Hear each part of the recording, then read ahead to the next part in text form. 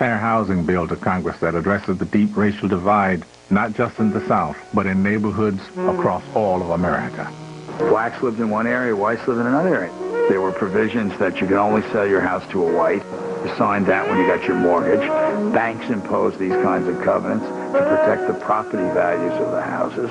Housing discrimination, housing segregation is so entrenched and so much a kind of base for our other segregation. That was the only time that I ever got threats against my life in the White House. We really saw what kind of anger there was out there and how difficult this racial problem was going to be, because fair housing was like a dagger to the white North.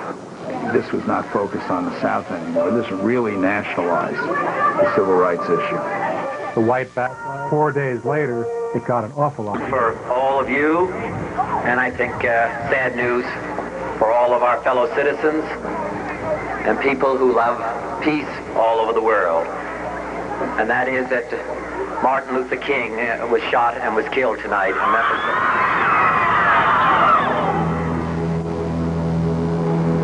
The dream of Dr. Martin Luther King Jr. has not died with him.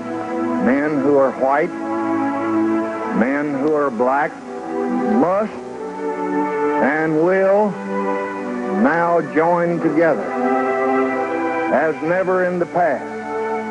With less than a year remaining in his presidency, Johnson is again faced with violence in the streets. Across America, riots erupt in reaction to the assassination.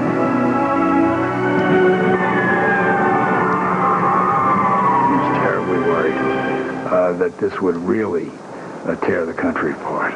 You could stand on the north portico of the White House looking out over Lafayette Park and to the right, and you could see the smoke and the light in the sky from the flames on 14th Street.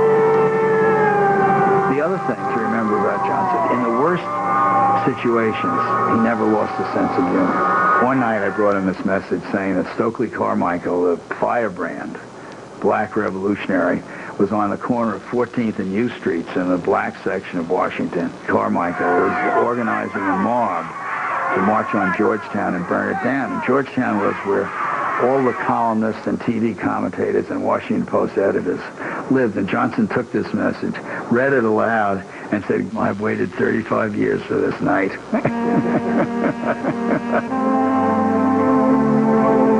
Johnson always knew how to use these moments, and even though all these cities were aflame, he was able to say, this is the moment to do something about fair housing, took the bill out of mothballs. We've been trying to pass fair housing for 2 years, since 1966.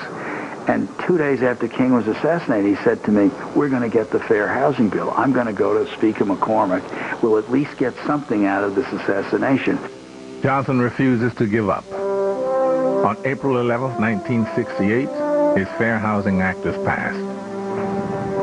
I do not exaggerate when I say that the proudest moments of my presidency have been times such as this.